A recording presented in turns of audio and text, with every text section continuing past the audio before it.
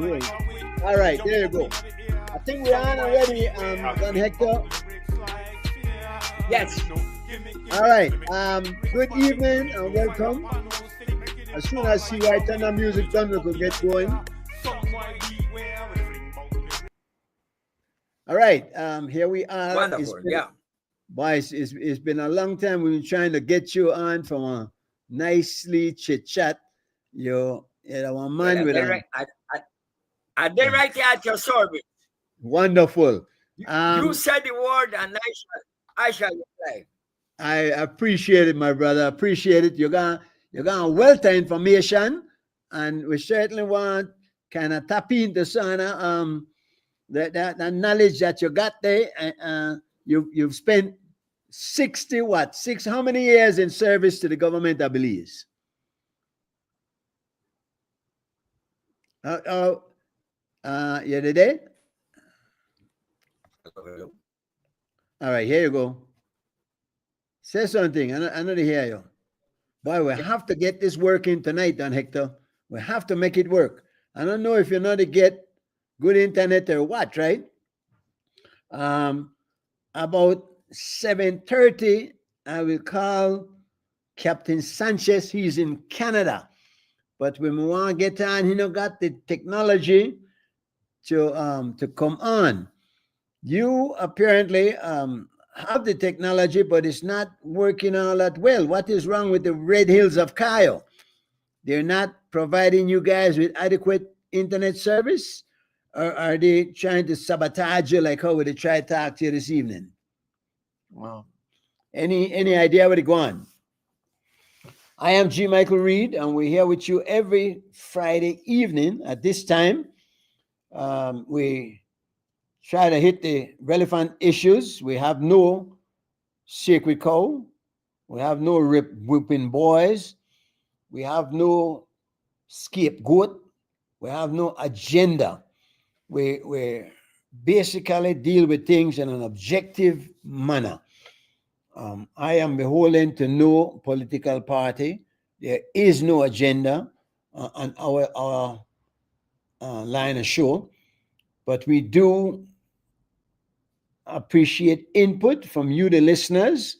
If there's something you want to talk about, you throw it out there and type it in the comment section. See where I'll put it up on the screen, and we can talk about that also. We got a lot we want to talk about with Don Hector. I'm certainly hope that he can work out that internet issue, because the man has just a wealth of information. He's been twice ministers of government. He's served the People's United Party, and I want to get my idea as to if you ever waver, if you ever think about going across the other side, because you know that a number of politicians who have switched sides. I don't know that Don Hector was one of those. We know that he remains active, constant caller to the shows, morning shows in Belize, and he has again been serving in different capacities. Mayor, he started out as a football player. I want to know what kind of skills. Yeah, you go. How you sung better now? I don't know where they go on with the Red Hills of Kyle. They not give you no internet, man. I think we have too much strong wind here, man. The wind they blow like a hurricane sometimes. Wow, the march. I don't know where that breeze is coming from, but you can go ahead. You lead, and I will follow. All right. The wind should have died down by now because of March. It's April. Usually the March winds come in, no? Very surprising. Very surprising indeed. How are you doing, Don Hector, right now? How's well, thanks be to God, I am doing good at 92. Wow. And I hope I will get maybe at least 10 more years, to do what I want to do, especially with you good people that are doing a wonderful job informing the people, which is what is lacking badly in Belize right now. Information. Don Hector, we're talking about that a lot tonight, but I'm saying that the way things are going in the world, I'm wondering if anybody got 10 more years for good. You might, at the end of the day, it seems that this is coming to a close. What do you think? Well, it seems so, but everybody's feeling is you feel good today and tomorrow maybe you don't feel well. But what you have to do, have a positive mind like what you have, because I know that I've been following you. You were a bit ill, but your positive mind brought you back, and that's what I have by the tons. You got it. Positive mind, nothing to me is negative. And you're living proof that So that I works. understood. Yeah, I understood that tonight we are going to touch on governance. No, is that Yes. your topic? Yes, indeed. That and amongst other things, Wonderful. because I want to talk to you about a little of your history too, Don Hector. Um, you are from Everything you you're call on you're, me. you're from Kaya, right? I am here from Payo, from the district, one Uh-huh. mile away from San Ignacio. Our Uh-huh. farm was there, cattle ranch with race horses and everything. That's what Wow. my dad, where I was. But I Uh-huh. Take your time. See where it will go. remember. Yeah. Take your time and wait it out, Don Hector. You hear yourself on the you're not hearing yourself on the computer, right? We'll ask you again. Unfortunately, we're gonna be we're gonna struggle through this, but we're gonna make it work. Um, now, all right. Couple of things, but Don Hector. from the Okay, I got you now. You go from and the come. from the yeah from yeah I have Uh-huh. been active in People's United Party, and I went through all the good things, the bad things of the party. We worked very hard. I did 3 years as 3 terms as the mayor of San Ignacio. That was my beginning. Uh-huh. I administered this town, brought electricity, brought water, brought football team, everything. Then I did 3 terms as member of the House of Representatives. Mm-hmm. Then I did 2 ministries: Ministry Which of Public Works, uh-huh. Public Utilities and Communication, and Minister of Local Government, Social Welfare, Cooperatives, and Sports. So Okay. those 2 big ministries. I You retired for a while, and uh-huh. then I was called Prime Minister Said Musa to serve as a senator Okay. in 2005. Then in 2008, Prime Minister Briceño asked me to serve as, and I called it quits in 2009, but I can't let go. Look at my neck. Uh-huh. Listen, you all right. Me, Yeah. go. So that is my background. Yeah. Tell us about your sporting days, because I understand you played some football. Well, okay. Uh-huh. I will give it to you as it is. Mm-hmm. I might be so boasting, but I have a record in football that no other footballer has had in the past, today, and future. And I will qualify it very simple. I started to play football at a young age at St. John's College, senior team. I was the Mm-hmm. youngest. Then from there, I was selected to play for the Belicity selection with those big boys like Reid, all those great players of all. Angus Borna was a young man like me. So I Wow. was selected. Then from there, I was selected to play in the Santiago Castillo football selection called the Bedford team. We had Skippy Fuller, Ray Canton, we had Shama, we had Simon Smith, Skipper Full, and all those boys were selected to play and go to the district for exhibition matches. I retired from there, Billy City. I came back home. So the Cayo, the San Ignacio Cayo district, elected me to play in their selection against P10 teams. We beat the best team of the Caribbean at that time, named Hollywood of Jamaica. We beat them 3-0 after they defeated some of the best from Belize City. We also went to play in Guatemala for the Castillo Armas Trophy, a big life-size trophy. We were invited and we went there and we defeated their champion 6-0. It was a combination of Cayo and Dangriga. 6-0, we beat the strong team 5-1. Then they brought the selection from Guatemala City to play us. We defeated them 3-1.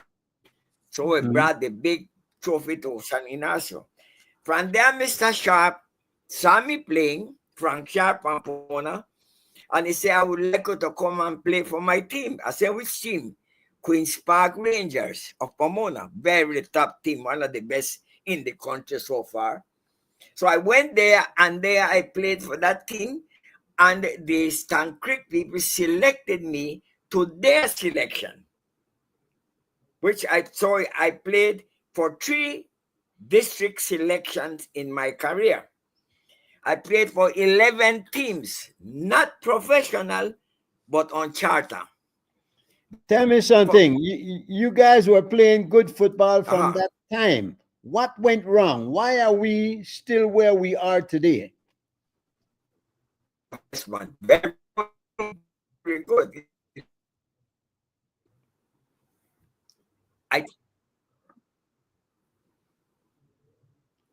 I tell you, without prejudice was none. Payment, money. I think money spoiled the game a bit. Because when we were playing for love of football, man, there were some super players in Belize City like Ale Lam and some big boys there that used to play in Belize City and Antigua and San Ignacio. They were actually professional quality. But we could not go because we were a colony. So we could not enter FIFA, we could not enter nothing. But whatever came here, we defeated them. And pretty good defeat. So I believe that the moment the payment began, I am not against professional players or no. They should get paid, I believe, my opinion, because they will dedicate them. But we were actually voluntary players that were prepared to play the game because we love it. Football was my passion. I even dreamt about football. So I did a lot of practice. My career was. So I believe the other thing done is that players have to be disciplined. You cannot take players to be promote and bring somebody. Qualifying. Be qualified.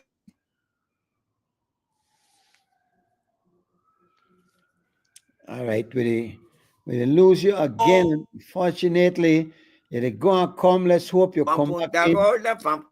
There you go. Select the best for the national team. I am not criticizing the players that are playing now, but I believe that we can do far better in football against our neighboring republics. That's now you were telling me that you guys were playing Guatemala from back then. How do you see nowadays the situation between us, and should we continue the cross-border competitions? Should we still play ball with them even before the claim is settled? And how do you stand on the claim right now?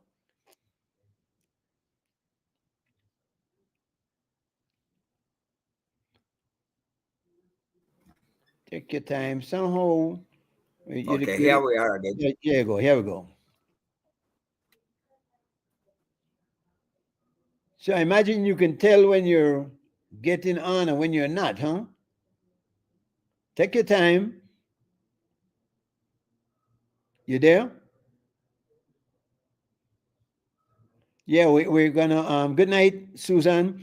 We're gonna try to remedy this. Well, there's nothing we can do from it. It's on your end, on Hector. Obviously, the internet service, the Wi-Fi service up there is not performing up to par, which is unfortunate because we really want at the seal. You got your background set, but I'm not. We're not getting good vocals at all. Um, at 7:30, I want to make a call. All right, Don Hector went off and probably going to sign back on. A couple of other things. We really want to talk to this gentleman at 92 years old, still very active in Belizean politics. Well, he's abreast of what is going on anyway. He calls the shows on a regular basis. He never seems to get enough time with the amount of stuff he has to put forth. But we're going to try it if we can get him.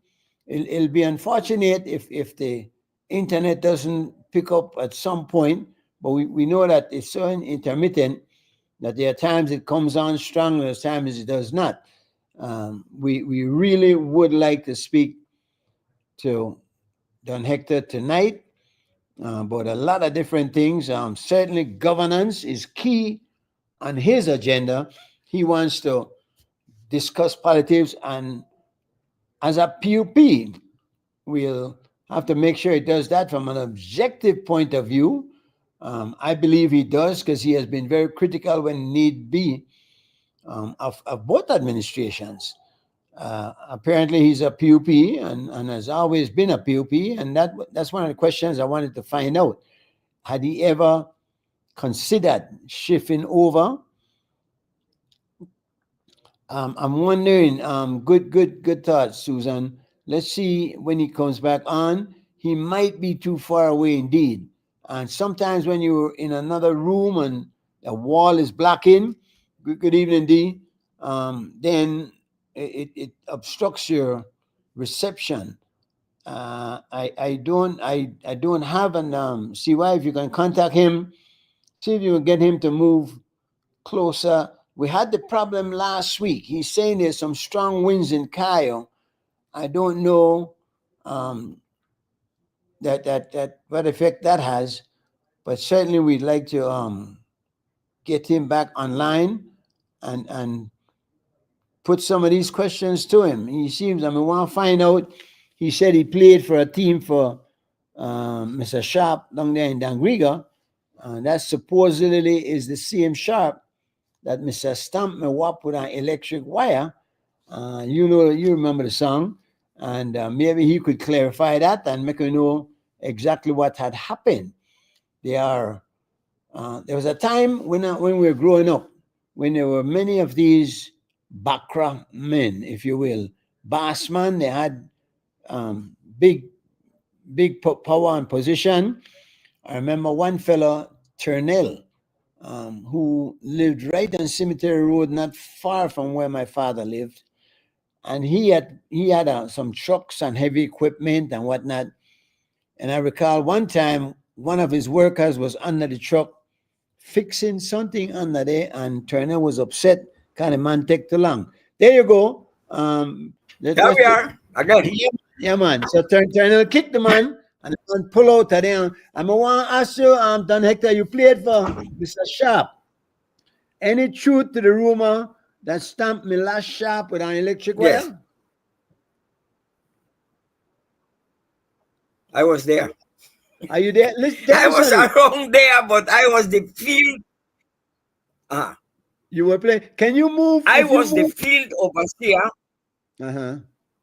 Huh?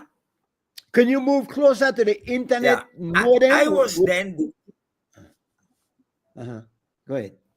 Make I say the internet modem there. Make I say. Where not is so it? Good on this way, but Where is How's your modem? Do you know how it where the sound? modem? Can you hear me?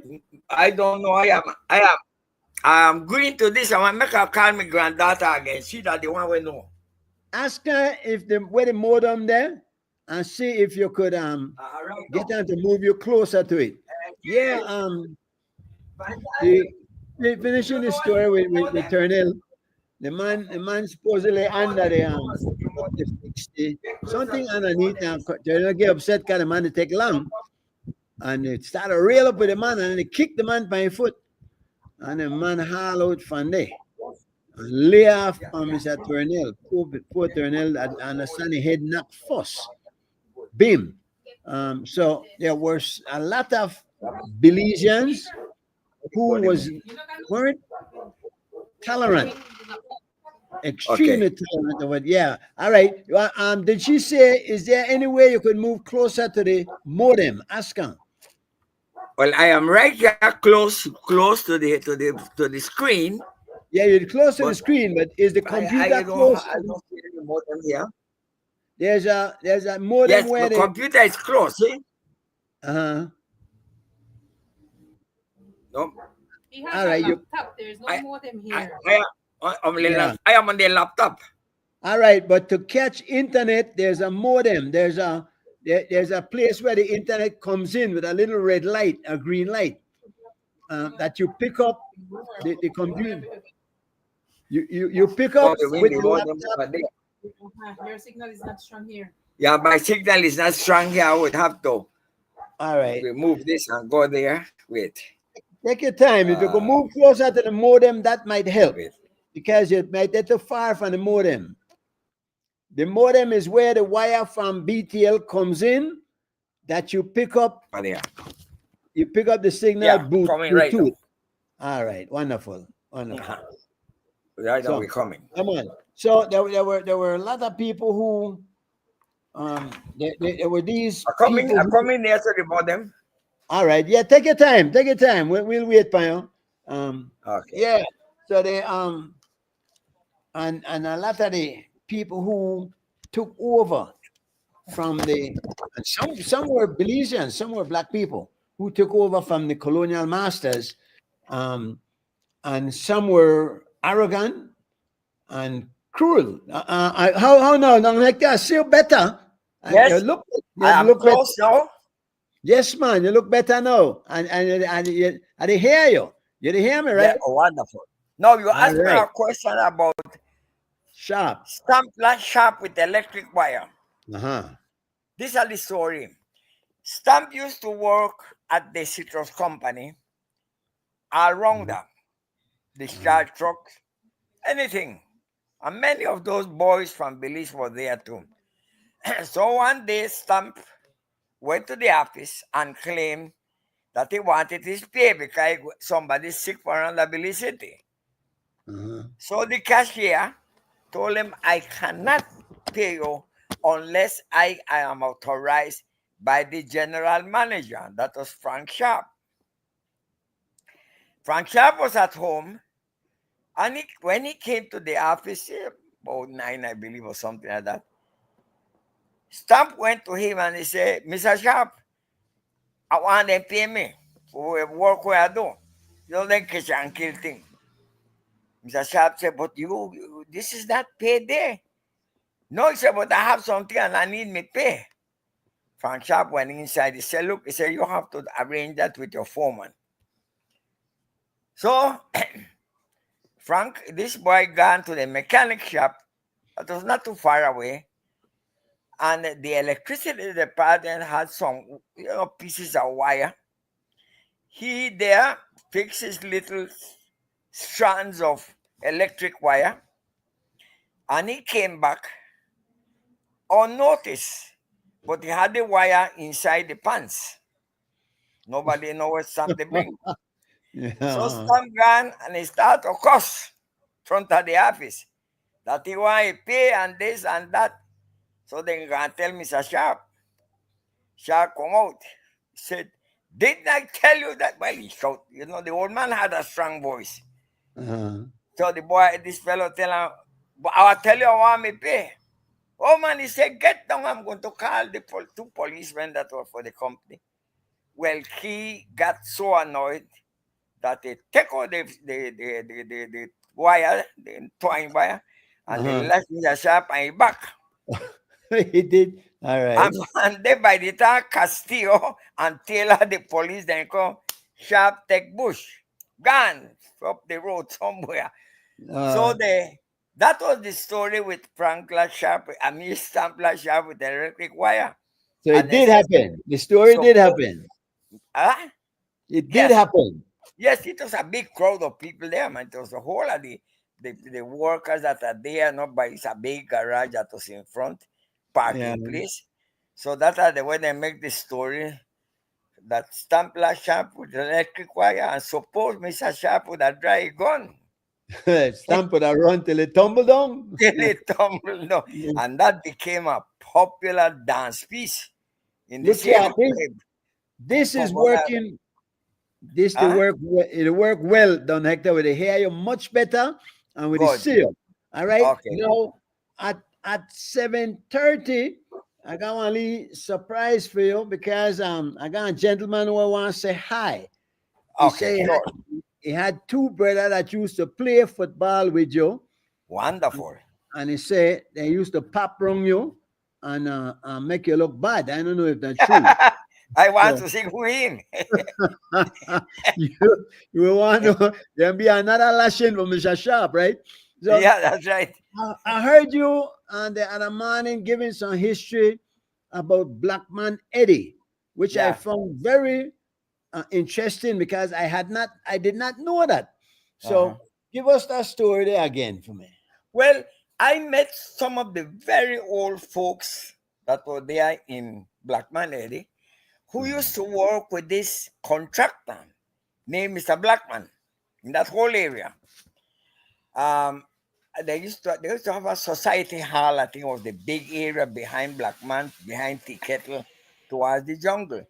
So Mhm. Mr. Blackman was the popular man, the boss then. One day, Mr. Blackman wanted to cross the river from this side where the highway is to over there where the major works were taking place, mahogany extraction. So he got in a small dory.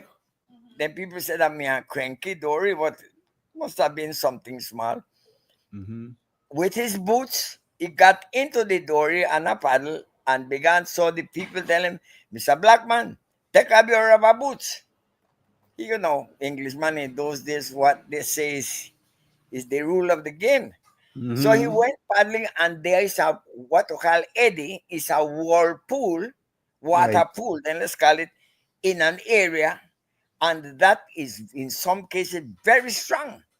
So when the little dory got into the water, the eddy, water, the pool going in circles, the Mhm. dory capsized, and Mr. Blackman went in the water. But it was deep, because wherever there's a whirlpool, it's pretty deep.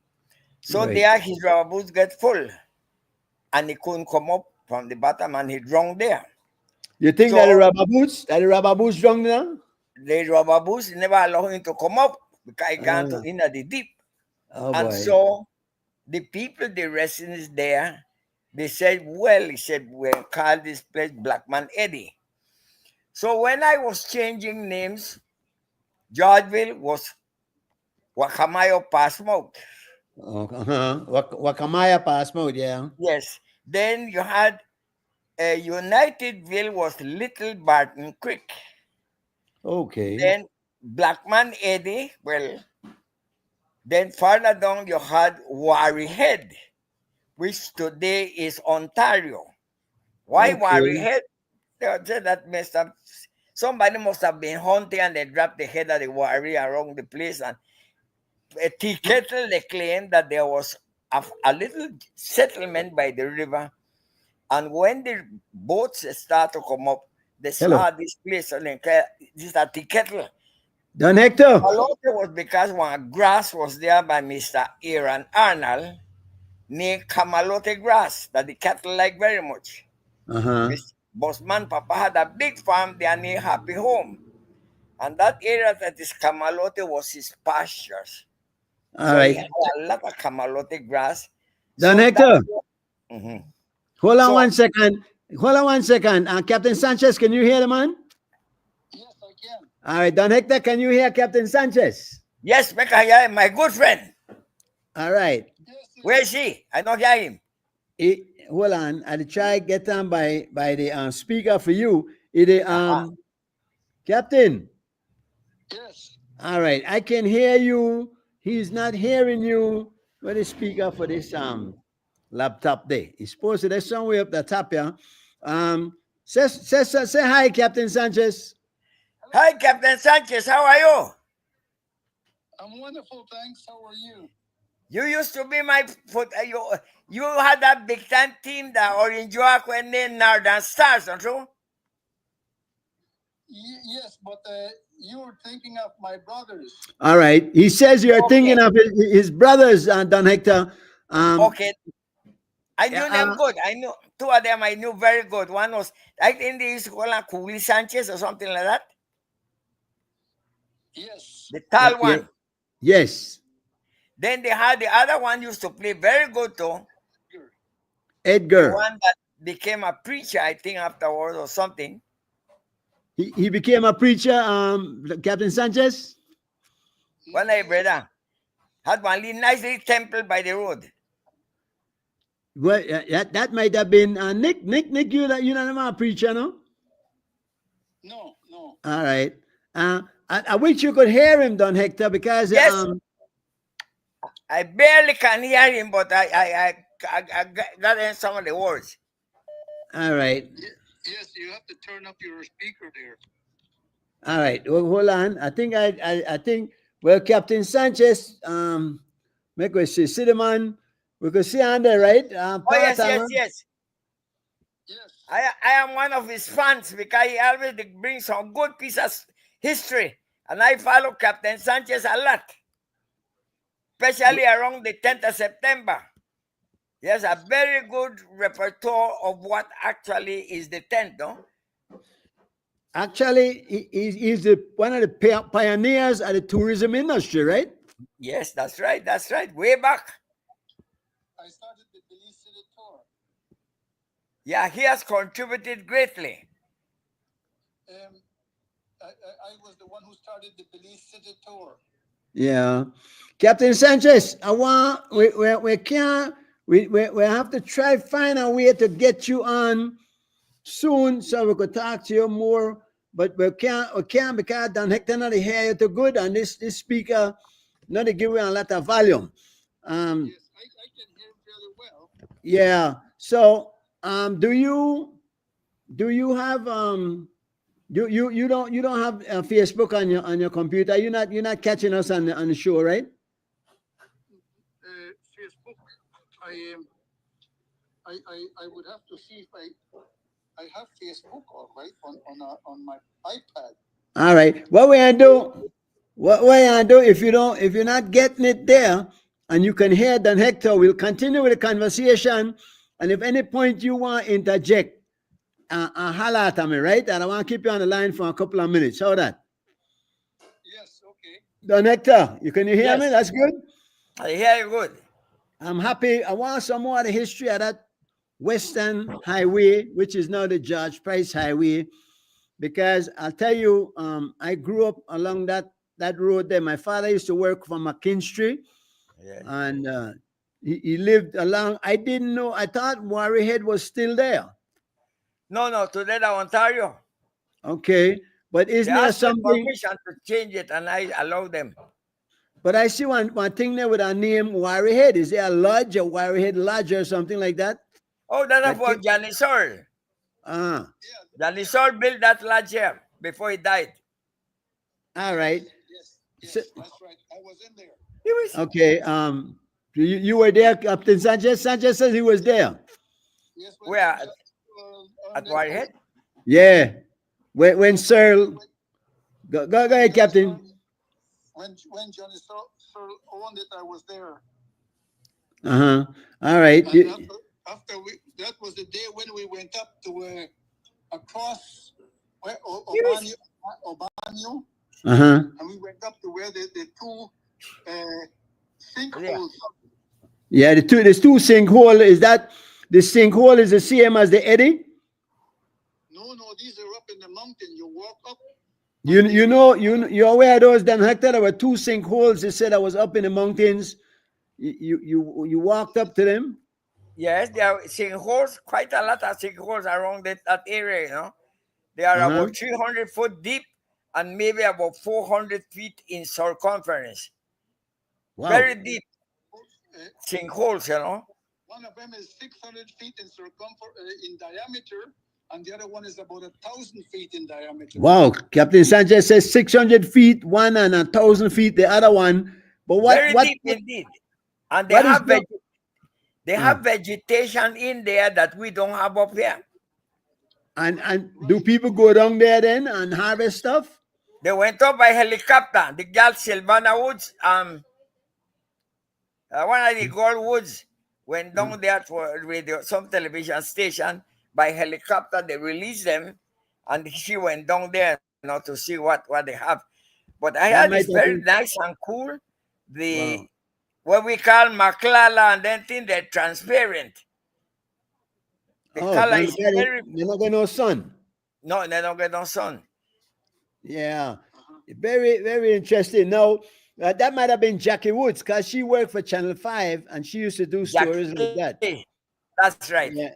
Yeah. Yes. But now they did you remember, Don Hector, the days are coming down the river by boat as opposed to using the road? Oh Do you yes. go back that far? The boats used to live. Yeah, they used to live from close to the swing bridge, Melado, Melado Landing. They used to call it. He had two big boats named Apollo and Minerva. Nerva. Uh-huh. Then you had 24 boats. 24 boats were plying between Belize City and San Ignacio because they used to bring the cargo for the Cayo district for Melchor and Petén. All the cargo for those people used to come through the Belize Old River. So we were That's why trading. I want to tell you something that Uh-huh. our lawyers have missed bad. Because in the Article 7 of the Anglo-Guatemala Agreement, it says the United Kingdom and Guatemala proposed to build a cart road from Belize City to Guatemala, which Right. could be Melchor. Or, and listen to this, or with capital letters, or use the existing rivers. Guatemala used our existing rivers for hundreds of millions of dollars of logs that were floated from Benqueviejo by the river, go down to Belize by our river. All the chicle for Guatemala was exported through Belize, So but we don't didn't buy it. so we So did not we the did not river, break that treaty. huh? We did not break the treaty then. No, we did not. They got the use of our river, so I don't know what our lawyers are doing, other And than we got blind and dumb or something, because and they should have seen. we actually have a couple of roads to Guatemala right now. You want a road, they go take a road. We got the We have George so Price many of them Highway. from every angle. Yeah. But this one is important because Article 7 is the only argument that Guatemala has presented so far that Britain did not build the road. And our blind politicians and blind lawyers have not seen this. That article does not end there. It says build the cart road or use the existing rivers. You can get it right there in the internet. And they So did use where is it. the claim? There's no claim. The claim is unfounded. Let me Nevertheless, make we go up on the river where we met our boat. yeah, but let me ask this before we go past that. Are we gonna settle this claim? I mean, do you believe we're gonna win at the ICJ? And this is a question for two of you guys. What do you think, Well, Don Hector? To me, I see that too many agreements were made between officials of Belize and Guatemala, like the 16 heads of agreement, where we willingly wanted to give Guatemala whatever she was asking. In the 16 heads of agreement, if you read them, you will see that Belize was handing over practically the country lock, stock, and barrel. But it Pipes were wasn't going to. signed though. That Huh? agreement was never signed. It never came into being. It's signed, but it was not approved because the people in Belize City rebelled. Socorro Bobadilla and all of them start to make lot of noise and move the whole of Belize City. So I spoke to Mr. Price at that time. I said, boss, this thing is very tricky. So he said, that will not make it to the National Assembly. I read it twice and I don't agree with it. That was Judge Price's words to me. And So so the people of Belize rioted and they stopped that agreement to be ratified by the National Assembly. all right. But Now you but those but, agreements are alive. but they They can't were be alive if they weren't ratified. That's no, it. no, it is this that those agreements should have been rejected outright, and from there then kill it in the house. But Only the house has that power, you know. you're Cabinet does not saying have the power. you're saying you're giving too much power to this agreement, though. You're telling me it was rejected by the people, did not make it through the House, was Uh-huh. not ratified, therefore it's dead and gone. It's No, dead in but the wait. water. Listen to this. What happened There were afterwards nothing but proposals. There were yeah, but listen, proposals. well, like the Webster proposals before, Correct. well, that died before they reached Right. to Belize. But this already went open into the, Right. yeah, and the By people, who? Who actually, the people rejected it. It was not the House. is this the one? Which one did Philip Goldson release prematurely? I think the Webster proposals, Which was never 17, never brought to light. never ratified, none of that. No, because Mr. Price will walk out and he said, not a square centimeter. And Philip Goldson said, not a blade of grass. So Now that let me died. Just a moment. That died in Puerto Rico. hold on, Don Hector. Make I hear what Captain Sanchez is saying. Yeah. Say Sanchez. What gave Guatemala some leverage was the idea that President John F. Kennedy said, if you train the Bay of Pigs invasion forces, I will do everything I can to give you Belize. Right. And that's where Guatemala is getting coming from. Like Dr. Hector said, everything was rejected. But Kennedy gave a little bit more life to what Guatemala was. But Kennedy himself got killed shortly after that, right? But that's too bad for him. Yeah, but not for us, because apparently then he could not follow through with a promise made. Yes, but that's what Guatemala is basing her claim. That's what gave Guatemala the strength to argue. Dan Hector, are you there? Yes, I'm here listening good. Did you hear Captain Sanchez? Yes. Because No, he's but listen, they can give you the sequence and then we could argue based on that. The first one was the Webster proposals, which never made the light of day. It was read, but it never come before the people. Then we had the heads of agreement, 16 heads. That Right. went out because it was brought on the 11th of March. It was presented in Belize for the for the people to perhaps agree to it. But the people rioted severely, violently, and so it was killed at the Albert Street and some building that caught fire on Queen Street. So that was rejected by the people. Now, let's go to 1992, when another agreement was made following the 16th set of agreement called the No Border Agreement. No Border Agreement, whereby Belize and Guatemala agreed in writing and signed and registered at the OAS that there are no borders between Belize and Guatemala. And that's a fact because this young man, um, But didn't Rogers, it have to do with that? What that was the Maritime Areas Act, correct? no, before that. Before they had an agree, and the people didn't riot against that. No, because it was not brought to light, because this was registered at the OAS.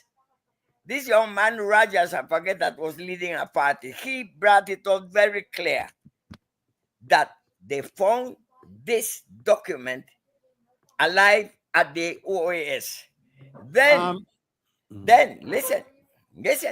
Then Sir Sridhar Ramphal and my friend Assad went and they signed another agreement called confidence building measures and adjacency zones between Guatemala. In other words, the first one in 92 said no border. The one in 2003 said we shall call the border adjacency zones. Then Sedi Ellington went to Guatemala 7 days and he said that when he was presented with documents, he had no other other thing but to sign it, the compromise. Because they asked Sedin at the house, why did you sign that compromise? I could not do better. He said previous agreements were presented to me that Belize had agreed to do this to Guatemala. And who did it? Officials. The government of the day, 1992, agreed on that document that was signed by two. I don't like to mention their names because their families, I don't like to bother them. But two high ministers of Belize signed it. but if they did At the it, you way. could share the name. I mean, you know the lie. Well, it is in my Facebook page. I have written all the thing in my Facebook. But going back to this thing, so ICJ will base upon themselves on old treaties, the 1859 treaty. I don't know if they touch that one with the use of the existing rivers. That should be the main thing that Belize should present. We did not broke the agreement but with because all these, Guatemala used our rivers. But I don't know with, if they will do that. But with what I'm all these saying is high that, price lawyers, though, Don Hector, huh? with all these high price lawyers that we have, you don't think if That's how you could see that, you mean they can't see that? that's where I want. That's my big question. My big question is Article 7 from 1946. Ubico said, President Ubico was the one that says that he doesn't agree, come with the agreement, doesn't agree because they did not build the Cart Road. England was offering 240,000 pounds, but Guatemala did not answer with the labor that they were supposed to provide to build the Cart Road. But the damaging thing is that agreement, that's why George Price, Philip Golson, and ourselves, I was in there, always said Guatemala has an unfounded claim. Totally. There's no other point in the Anglo-Guatemala Treaty that gave Guatemala any substance to make a claim. Article 7 was destroyed totally by the using of the Belize River. So, All right.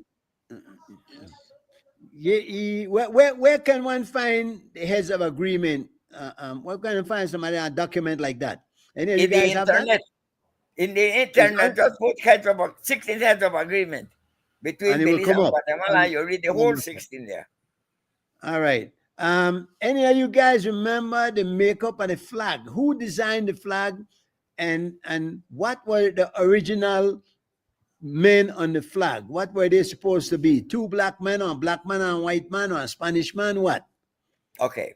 This is the story. This is the story in black and white. There was no flag. Mr. Price met an old man named Mr. Bennett, 94 years old, that used to live near Penn.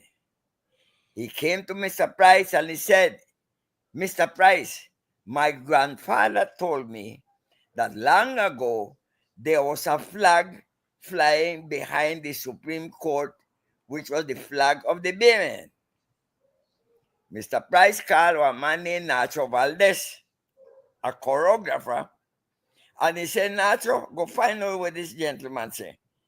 Nacho went and began to investigate, and yes, there was a flag that had dark blue background, the British flag in one corner, and the Baven emblem, Coat I of, would say more, coat of arms. The coat of arms. yeah, of the Baven was there with paddles, with a sailing boat, and two black men. Two black men. Okay. So So, from uh-huh. there, from there, George Price told Nacho, Nacho, can you compose something similar to that to enter into the flag?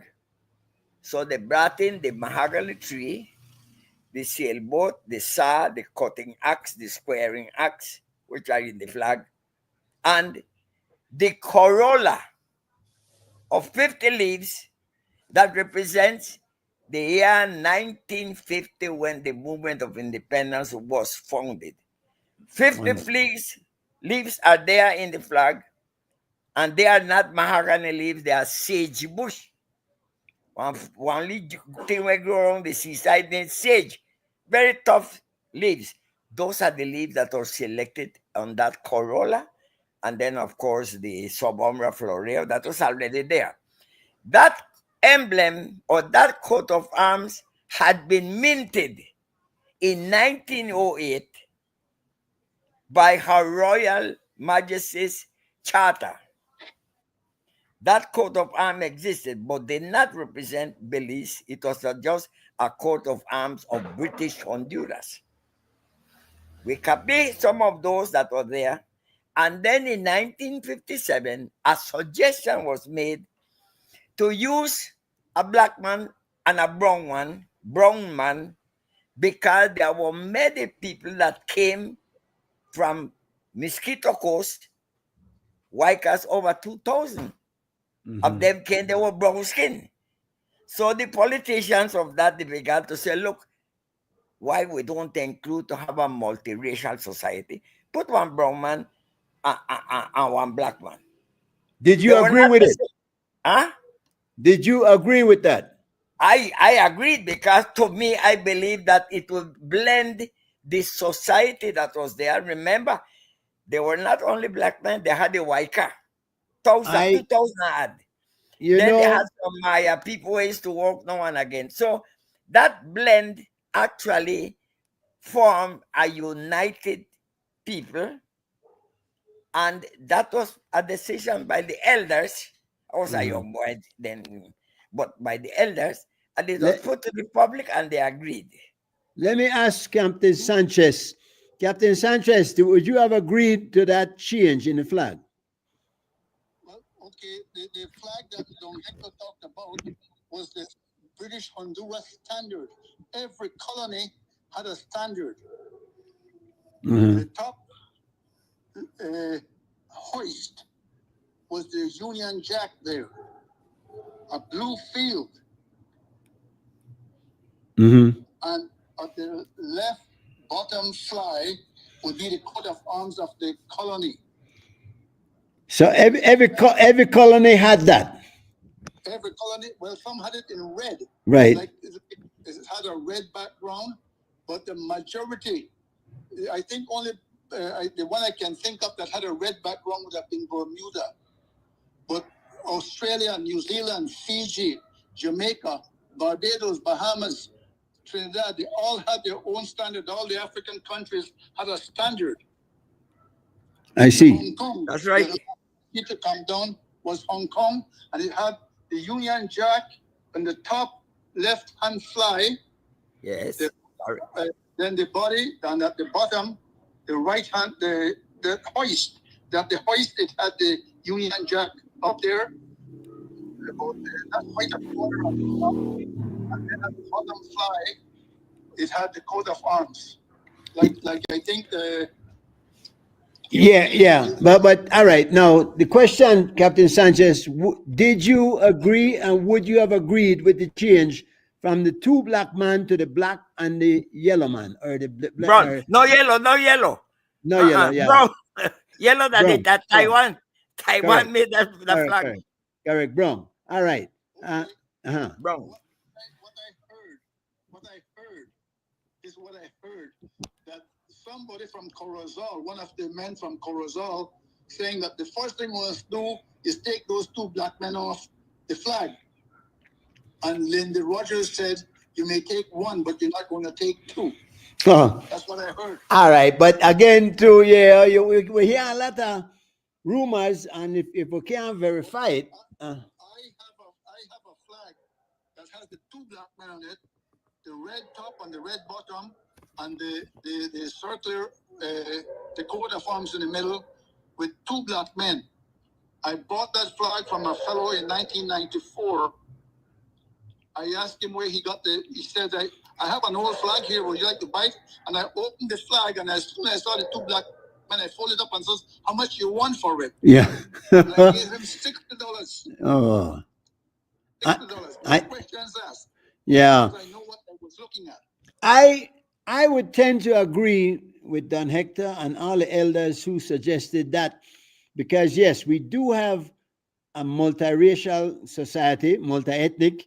We have different people of different shades, and at the end of the day, a flag is a flag. The flag is the symbol, and in fact, the Belize flag, I understand, is the only flag with people on the flag. Most flags don't have any people. So None of them has. yeah, at least we didn't take them off fully. And it represents us anyway. The flag represents the country. The 50 leaves are there. All the other accoutrements are on there. What else was it on that? They had a paddle. You had what? Axe. An axe. You have And cutting axe. The other one squaring axe. Because the logs had to be square. They used to take about the back and to export them. Yeah, it was a basic tool. Listen, the implements of progress. yeah. Work. All right, Captain Sanchez, we'll have to find a way to get you on. We're continuing the conversation. You tired me. I can't hold the phone up too long. I wish we could find a way for split screen, but I'm not. I don't have. I'm not kind of tech savvy like things like that. But I will continue the conversation. I wish you could maybe find me on Facebook and you could listen to it, man. Even now or later, no? What is it called on Facebook? See Smoke, SEESMOKE. Just type that in at the search field, and it'll come up, and you just click on it, and you'll go live to the show. How do you spell the first one? SEEC. Oh, See Smoke, SMOKE. okay. All right. Let's see what comes up. All right. You want to say bye to Dan Hector? Want to say anything before you leave? Okay, no, I just wish them all the best. I started out way back down here in 1952 when they had the general strike. Uh-huh. Who was the assistant secretary in Orange Walk with there was George Flowers, Yes. Pete Monteres, Leonchin, the Corozal. no, in Orange Walk. Original was George Flowers. In Corozal was Leonchin. In Cayo was Enrique de Paz. In Tangriga was Cacho. No, Leon Ching was in Orange Walk with Herman Jex. No. Leonchin was elected in Corozal in 1954, along with George Flowers in Orange Walk, Enrique de Paz in Cayo, Mr. Cornelius Cacho in Dangriga, and Mr. Westby. Non-PUP was in Punta Gorda, and in Belize there was Judge Richardson, Golson, and Jex was for the Belize district. 9. Yeah, but I am talking about the union part of it, not Oh, the the union, yes, yes, I agree with you. Yeah, the union, because they began before. Wonderful. Hey guys, uh, okay. we are bringing you on back. We are finding a way for doing it, and I want to get you and Don Hector at the same time because boy, there's some more information than you could fit in on one small show. But we're continuing with the show, and we look forward to hearing from you soon, right? Okay, and that is SEE. C as SEE, like seeing something. Like SEESMOKE. smoke. Okay, I see smoke. All right, my I'll brother. try and get it. Okay, Thank you, Captain. Have a nice day, sir. good night, Dr. Hector. Good night. Yeah, man. Don Hector, you said good night Good to night, you. my good friend. Good night, good night. Hope to see you Wonderful. one day. Yeah, man. It'd be nice we get you guys together indeed around a table.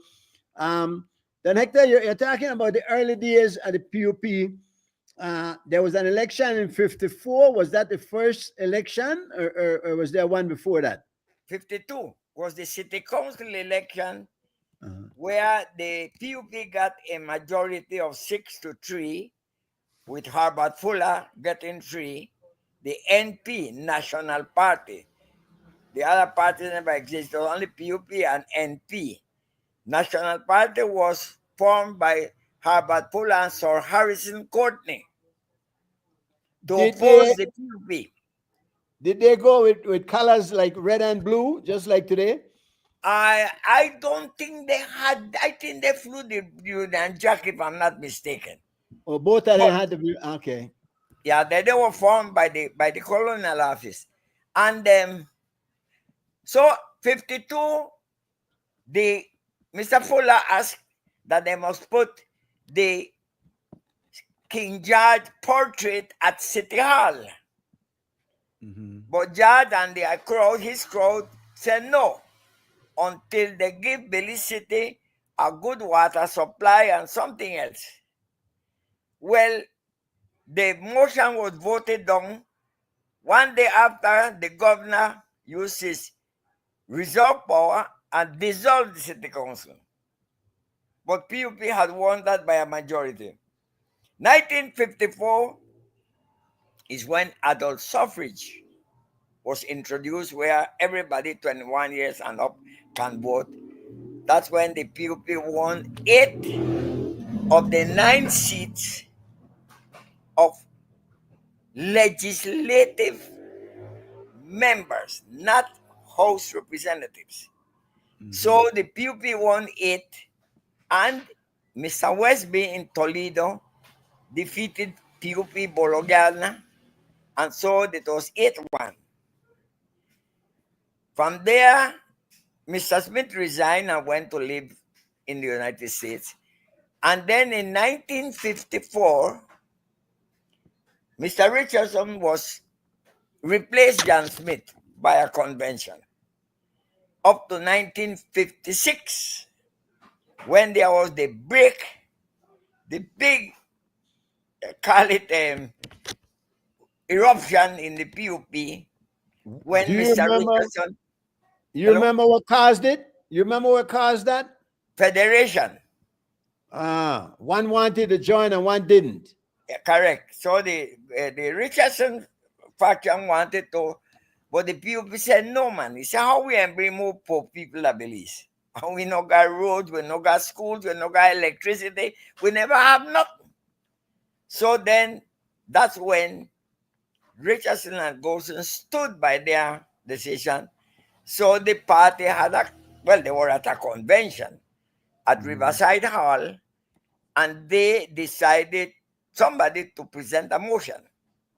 Lawyer Francis was the PUP lawyer then, Ewart Francis. And the consultant said, yes, you can introduce, say, if the chairman allows it. So they presented a motion, voted upon it unanimously, that these 3 persons be expelled for breaking party policy, which was no federation, no Guatemala, no, so many things, that were there, no colonialism.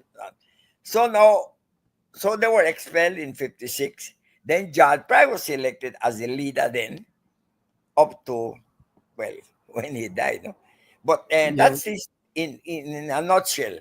That's Tell more or me, less the story of it. tell me something. Was the West Indian Federation a precursor to CARICOM? Yes.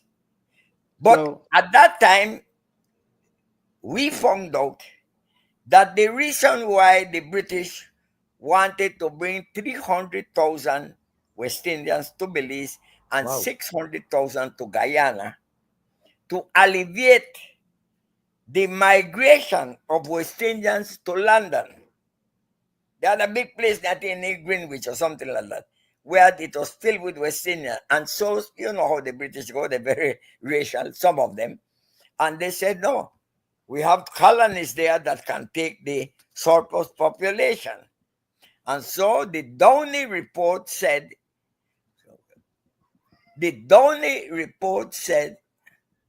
that Belize can absorb 300,000 and Guyana 600,000. But both governments refused it with demonstrations and whatnot, and including the expulsion of the then leader of the PUP, that Richardson was the leader.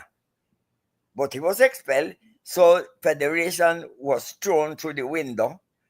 And then eventually the same Caribbean countries began to refuse the Federation for whatever reason. And so that was the major cause of that big eruption in the PUP that brought So, in the new people. so people were at that time migrating more to England than to the United States then, is that it? Well, there was that split that some used to say that they were born a British and they want to die a British. That was the main argument of especially the old folks, and certain special names, families, which Evan had called Royal Creoles. Evan Hyde Mhm. was the one who put that thing in a mandala about the Royal Creoles. Some of them high names, they were the biggest opponents. I know I refuse to mention the names, but people might know. The big names of the people, the public officers, they were the ones that were more pushing the British wish to federate these nations underpopulated with the surplus population that they didn't want in England. That's what it was found out afterwards, and after careful inquiries, Yeah. that was the reason. Because why they were going to make 300,000 here, and people went with, there was no employment. Yeah. Not even Yeah. the sugar industry was big. Yeah. Citrus was very small. So So that was the argument. we're gonna split, and then we moved on now to two parties, correct? When did it turn from MP to NIP? Okay, after Richardson and Golson were expelled, they formed a party named HIP, Okay. Honduran Independence Party. That was their party. And they began, to make their propaganda. And so in 1958, the British called municipal elections in all the towns, including Monkey River, who was a town then, Mhm. and the PUP slated candidates, and we won all the municipalities. So that gave George Price a bit more power, call it power, or Breathing room, if you will. Yeah. yes. And so then the war began to try to destroy George Price with the London tax, Granados. The Mhm. British invited George Price and his delegation to go to London to discuss constitutional amendments. Kabir was still a colony, British Honduras. In that discussion, an old lawyer from Guatemala named Jorge Garcia Granados invited George and his group for a luncheon. Granados knew George Price through Mr. Thornton. Mr. Thornton used to cut chicle in Petén, buy chicle, and Granados was the governor. So they knew each other, and George was the secretary of Thornton. So these Granados invited George, as George, to come and have luncheon. At the luncheon, Granados leaked out to the Belize delegation that they were in negotiation with England to grant Guatemala certain rights over Belize, like common currency, defense, free access by Guatemala through Belize. So George immediately consulted with his colleagues, and they all said, "Oh no, we will not allow that." So why the British going to do this when they have invited us to discuss advanced constitution?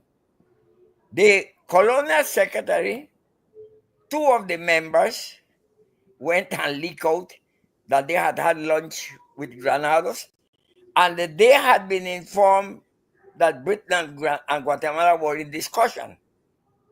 So the colonial secretary, I think was Mr. I forget his name, got annoyed and he canceled the conference. And he told them go back to no country. So that the London tax finished. The governor immediately fly out to Belize to destroy George Price and Catus, because they were the two leaders of the PUB. And Denby Jeffrey and Mr. Bowman were the nominated members.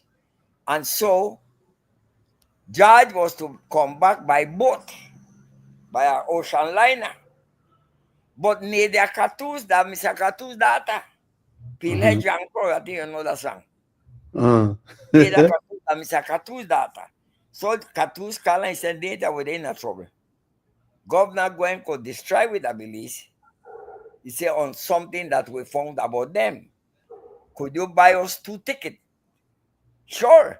So Nadia was working with Dutch Petroleum. Buy the 2 tickets, straight flight from London, New York, Miami, Belize.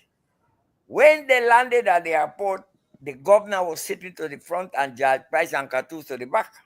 Governor never know.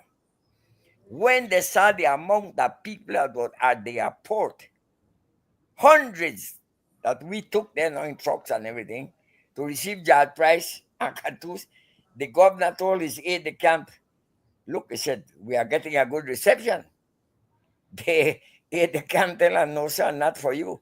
This is for Judge Price that are sitting to the back. Yeah. Get So tripped off. So that interesting. very night, we arranged a big meeting in the Majestic Yard. And George gave the whole story of what had happened in London. So that is where then Sunday Governor called election in 61. Then we won all the 18 seats. And from there we went into self-government. And then So George formed his own party.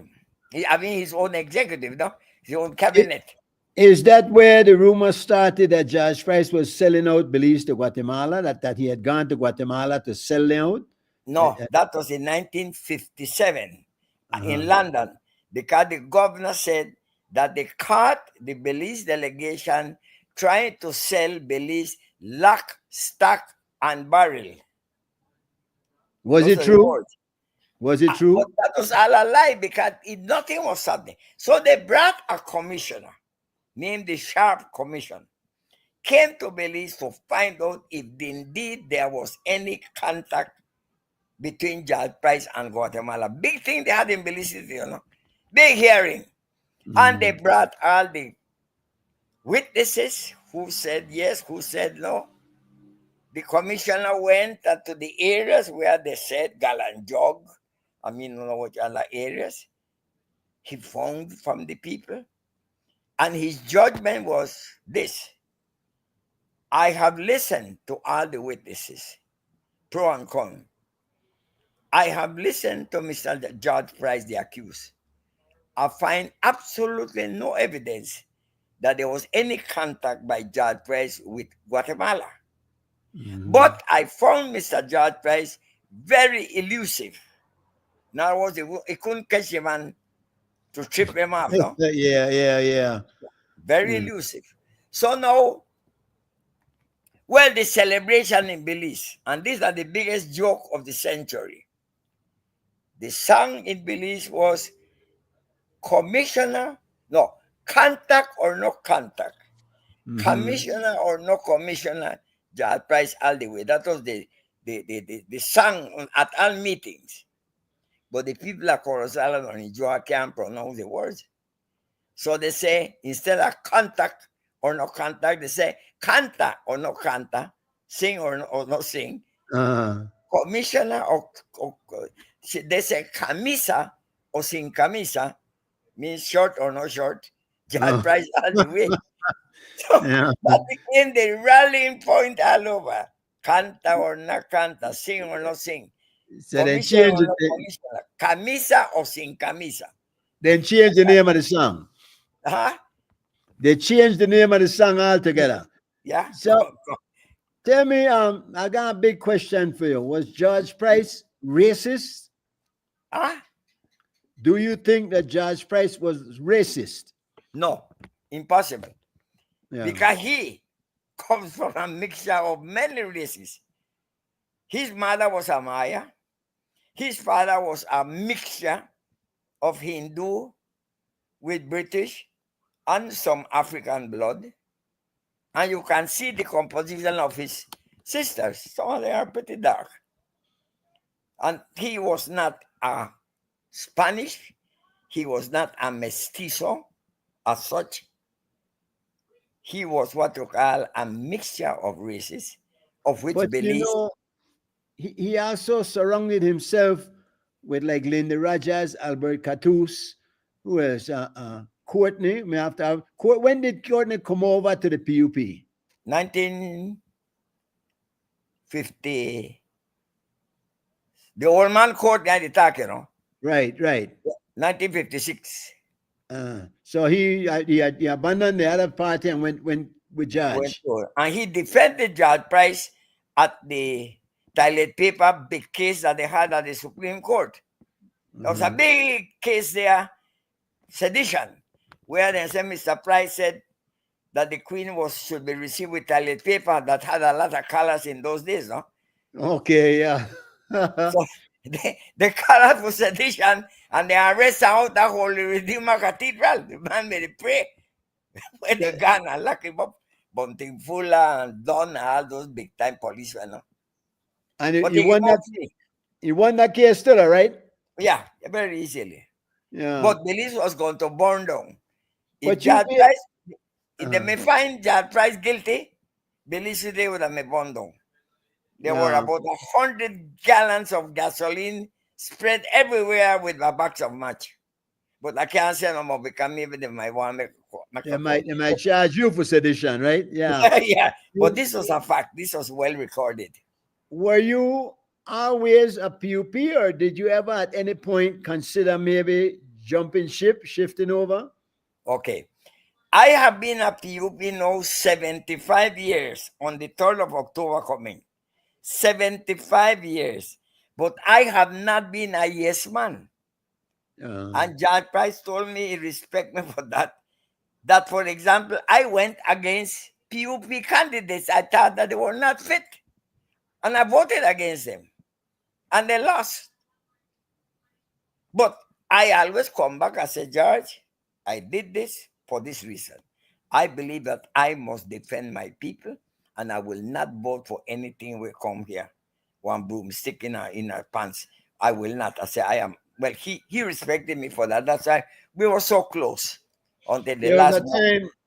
There was a time that they would say that if you run on dark for PUP, you would have won. And that's so what they used to say. Yeah. But Judge said this. Judge said the PUP is a grassroots party. I don't want no professional. I want men to feel like how the people feel. Take, for example, Ricalde in Corozal, a hard-working man. Jesus Ken, who's still alive, the only one alive beside me.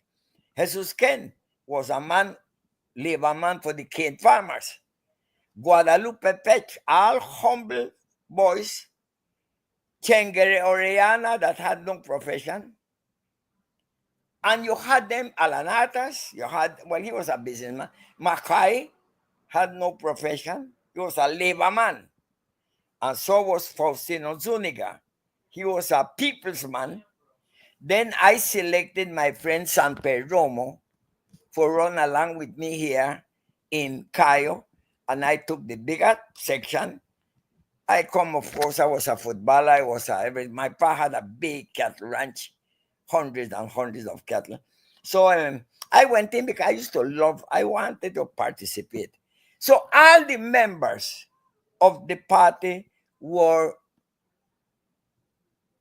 people that could be identified with the voters.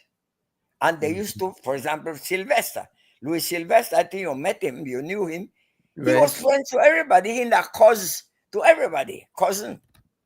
And so all the fellows that were, Lindy was a great man.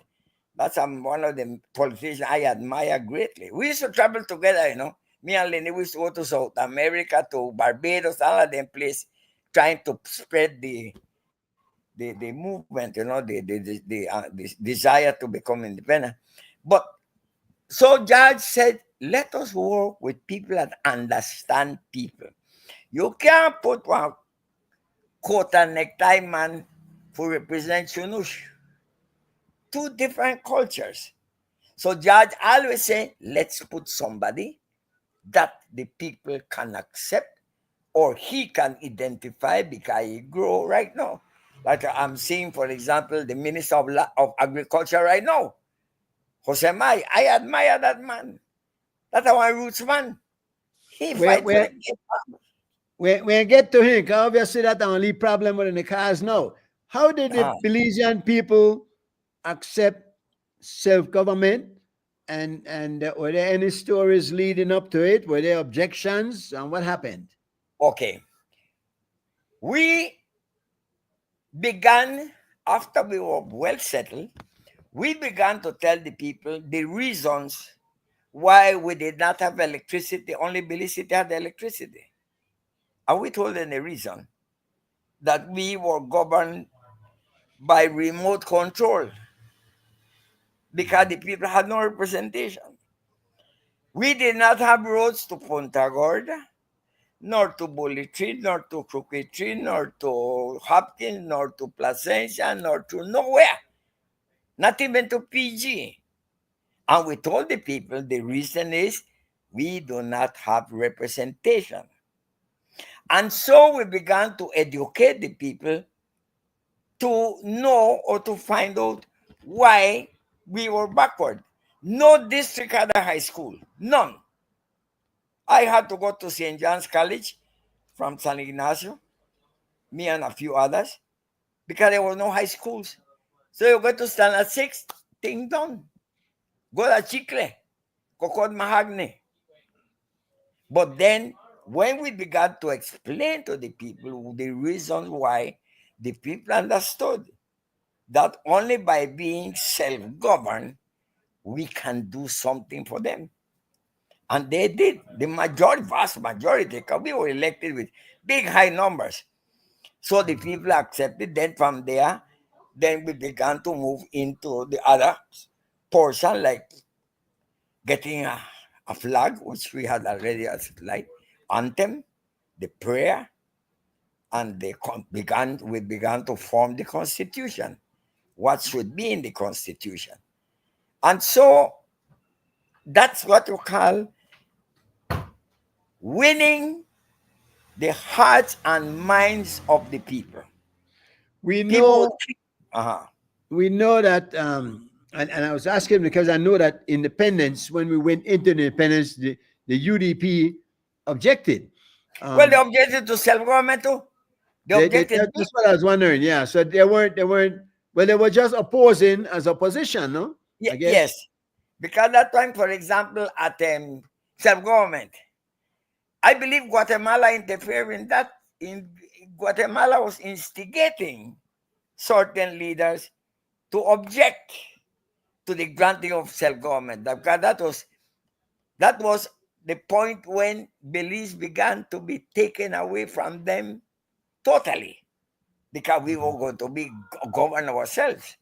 Then the independence was another big, it was a big protest by UDP that did not participate in any of the events that were held. And Ted Aranda was the leader. Remember, there was a little fight there where Mhm. they put Ted Aranda instead of the fight between Lindo and Golson for leadership. For Pacify, they put Ted Aranda from Sand Creek to be the leader of the UDP. And he made a statement that the UDP will not participate until the PUP can prove that they have a well-grounded security guarantee, which the British already was going to give us. But that was a matter there that mostly was emotional and perhaps political, for political mileage, that they were going to object because we should not go to. But we Do went you to. do you think that from a big part, a lot of the propaganda coming from the other side was disingenuous and untruthful? Did they Oh, make yes, up some stuff? yeah, definitely it was untrue. Up to this moment, it proves to be untrue. But, Mhm. J. Michael, some things happen,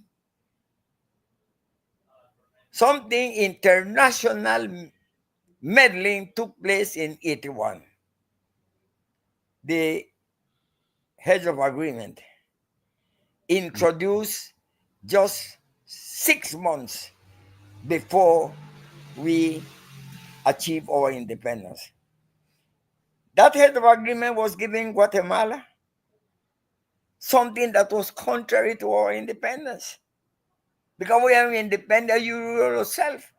How could we have agreed on the Heads of Agreement and at the same time we say we are going to be independent, sovereign with all our territory intact? But Yeah, our territory was being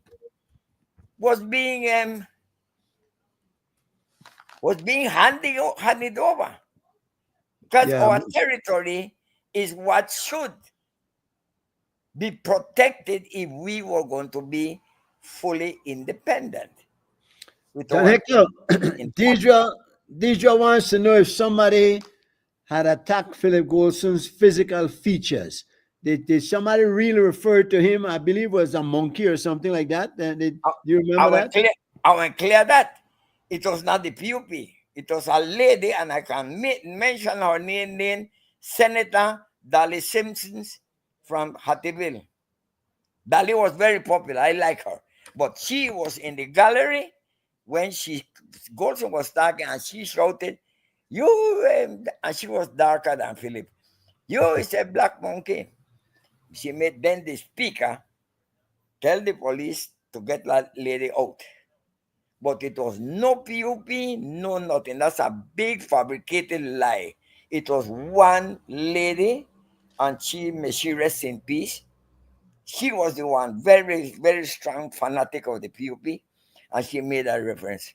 So that I hope that clears the whole thing. I could say the name of the lady so that this matter be cleared once and for all.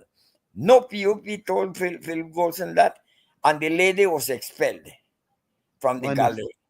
All right. Now we got a half an hour left, and we want to go into your favorite part of this, the topic and whatnot, governance. Is Uh, the PUP today anything like the PUP of the old? And will it be? Let me read this before I go on. Somebody uh, writes on here. While it may not be accurate to categorize Mr. Price as overtly racist, an analysis of his leadership reveals a troubling prevalence of biases. I wish him left that up. But this is one of the critics are suggesting that there are some things that suggest he might have been biased towards people of lighter complexion or maybe Spanish people. Did you see that at all in Mr. Price? well, let's take his cabinet. His cabinet was made up of Albert Catus, his deputy, Lindy Rogers, David McCoy, Miss Lizaraga, that is a Smith. You know Lizaraga, she married Lizaraga, but she was a Smith, a Creole girl. And the only two was Sandy Hunter and myself. I am not a Spanish. I am a mixture of Mexican Indian with Portuguese that came, because Silva is a Portuguese that came, that's where I come from. And Albita Maya from Petén. So not one mestizo was selected in his first cabinet. So that dispels that. Mhm. Later on, Mr. Price always said, let the people select their own. And the people selected men, again, Lindy, you had Catus, you had Zoniga down south, Sam Bornan, Creole people, Alanatas, Creole people.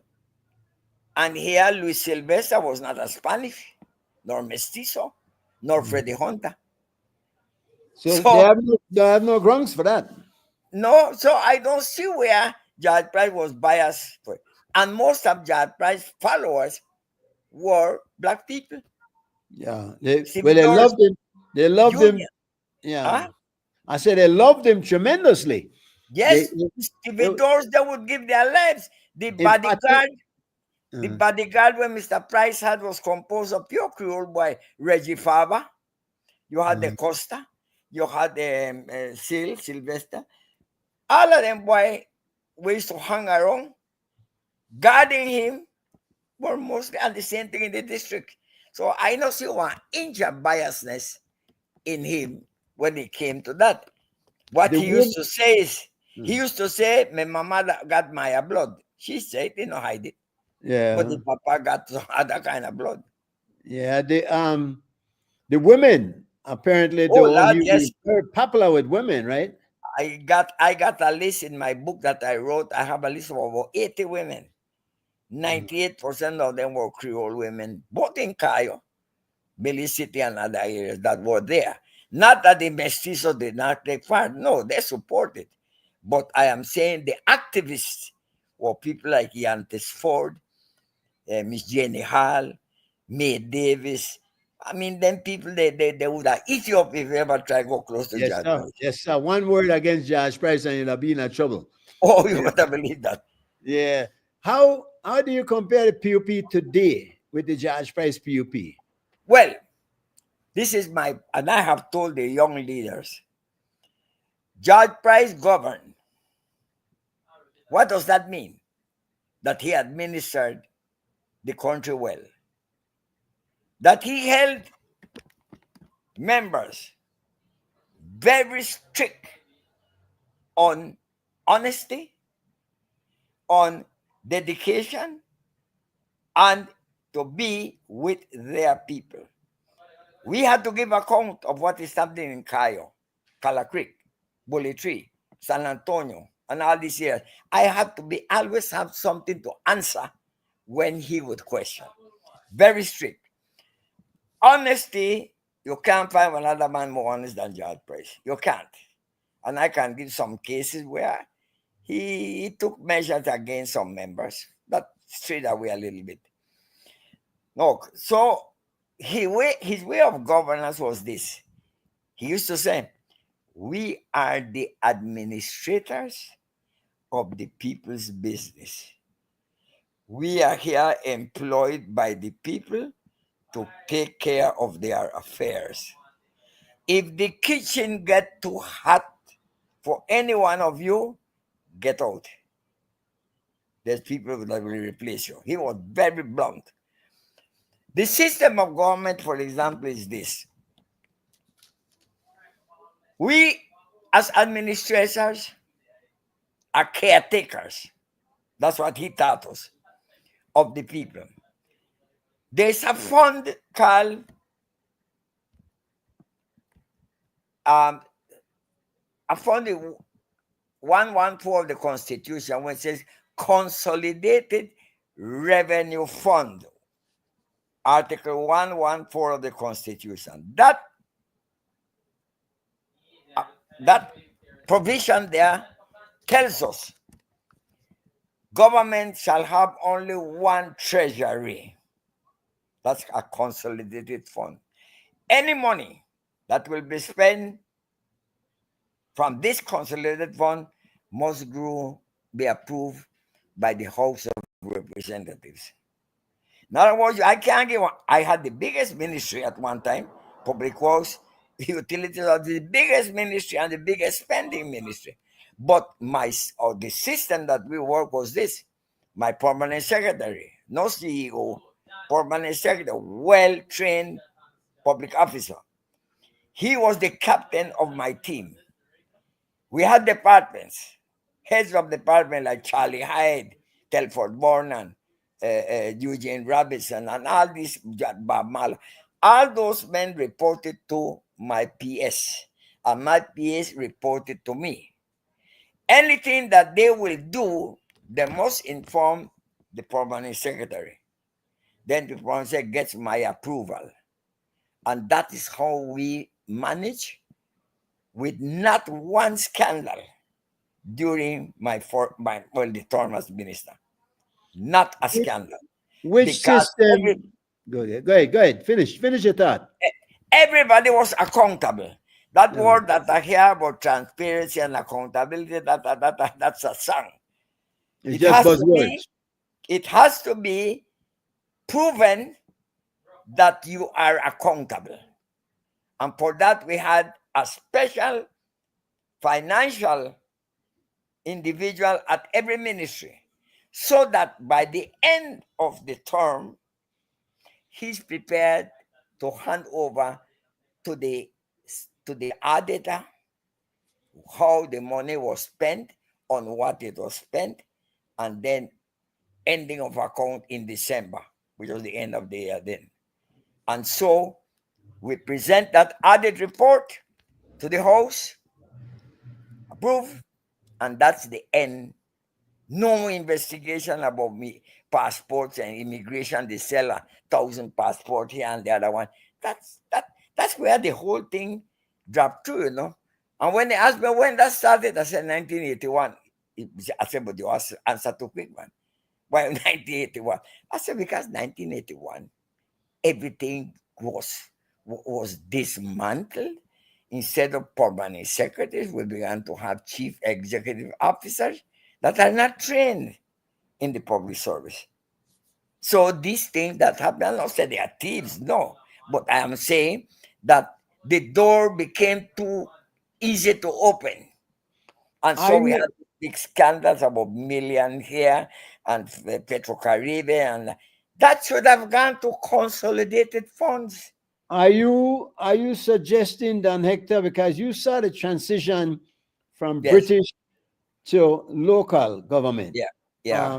Are you saying that things work maybe better under the British system than it does now under our local system? The British had a good system, even a good system of judiciary. Very good. They gave us, but the only thing with the British, they were so mean that they did not pay attention to the needs of the people because of that system named colonialism. In other words, they are trying to save as much money from mother country, so they did whatever little thing that they could do. But the British left a very good system called, in Britain, it is called Council of the Exchequer.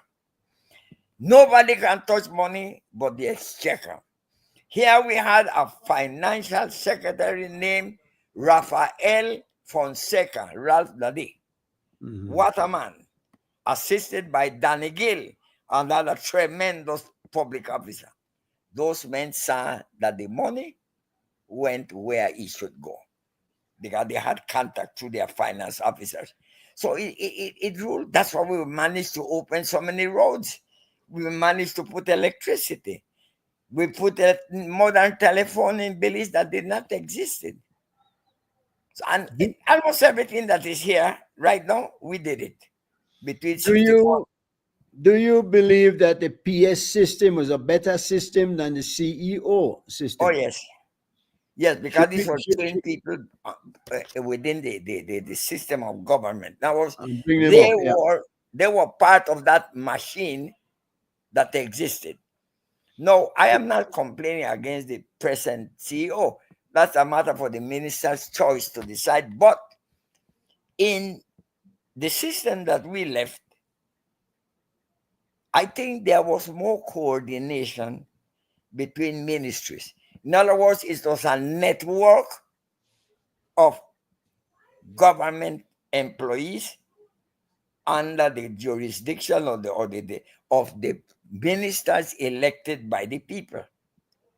We had to face the people. So I used to like the other one.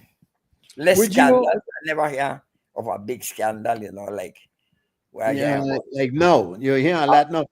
You believe that the current system of corruption, and I don't think anybody could deny that we have a lot of corruption. That you believe that also started in 1981? Would you mark that year also as that for that? okay, to pinpoint the year, I would say when we start to sell economic citizenship. That the early That 90s, right? that opened the whole bloody box of corruption. Everybody started to sell passports. It became scandalous Well, that everybody, the, you know, the thousands of passports that were sold. a Part lot of it, of people, a lot of people try to forget.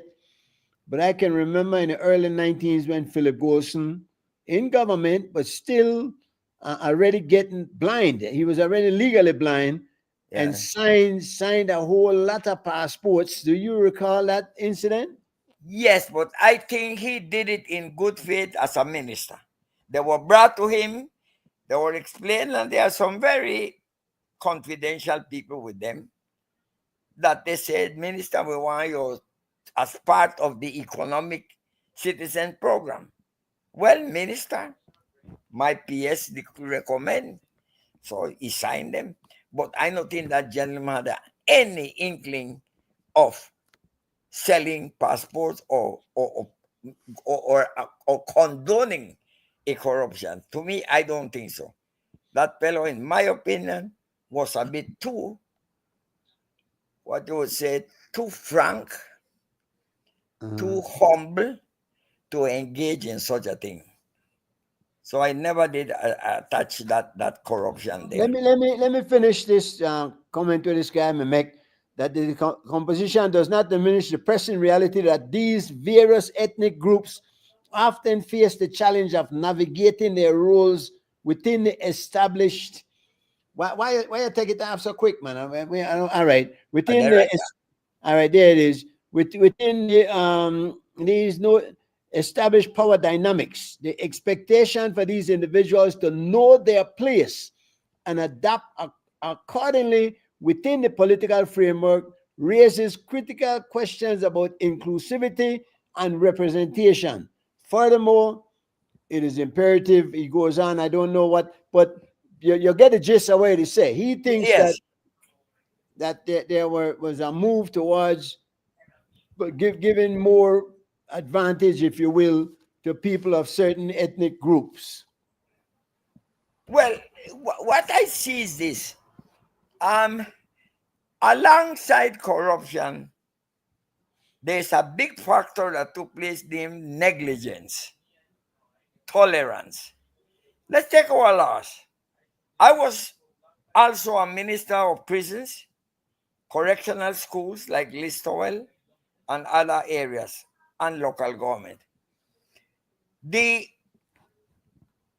laws that existed that worked well. There was a lot of order. There was a lot of control on certain things that could be or should be shown like movies. We had a censor board, and any place where there was too much murder, that was clipped off, spliced. That was an established board of survey. You had also, for example, the public service. That was almost an independent body to us, the ministers.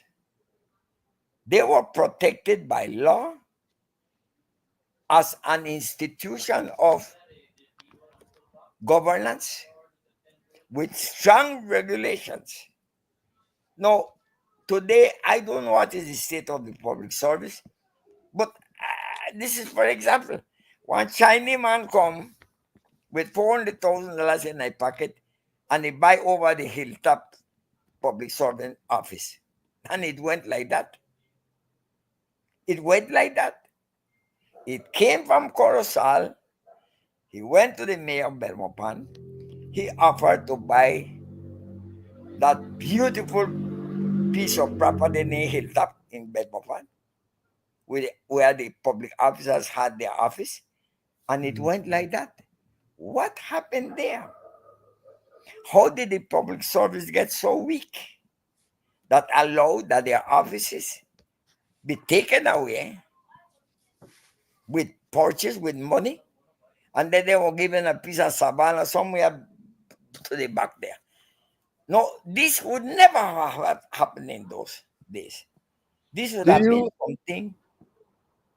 you think you have you think you have more yes man nowadays than the independent thinkers that were back in your time that would stand up and say, wait a minute, this is not right. Now they just toe the party line Yeah. and go along with it. Either they have not gone through the proper training which a civil servant should go through, and they were graded grade 1, grade 2, grade 3, grade 4. When you go to then you pass over to deputy, from deputy you go over to public, and then you end at the highest was a permanent secretary. I don't know if that exists. So now that could be one. The other one is, if the big man the thief, why I can't thief? Yeah. Which is one bad thing, but could it also be that many of them are politically appointed, so they feel beholden to their bosses, if you will, or those who have given them the opportunity to make some money? Yeah, and that's where continuity has been disrupted.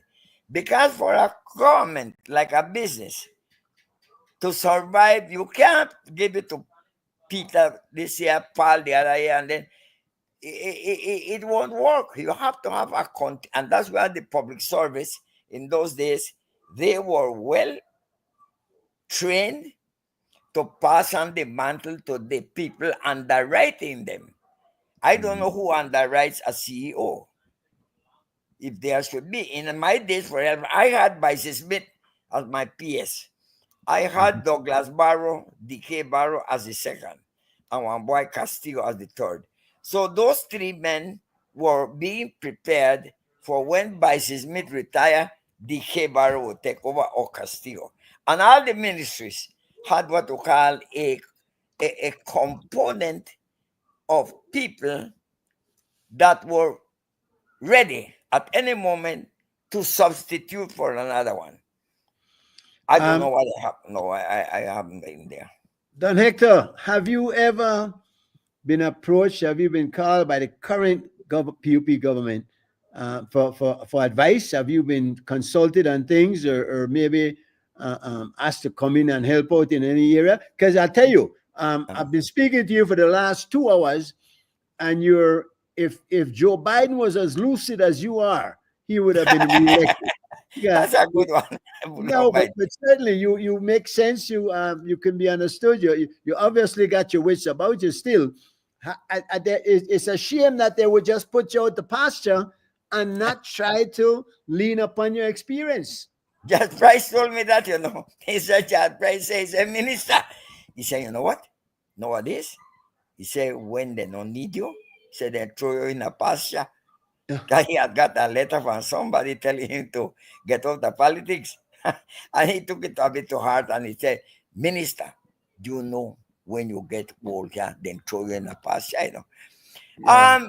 I have been indirectly asked about how we govern in our days. How did we manage crime? That's an important one. Yeah. We managed crime, even though the population was smaller, but we managed crime very astutely by fear. Nobody wanted to be lashed with a Tam Brown whip. Nobody wanted to be That lashed. part you can't lean by that again. No, no, but it's in the law. It is still in our law books. It was never taken off, no? What? No, cat on nine tail for rapists. Cat on nine tail. Well, we see they executed a couple people in the states over the past couple of years, so they have that law, though they're not Uh-huh. exercising it.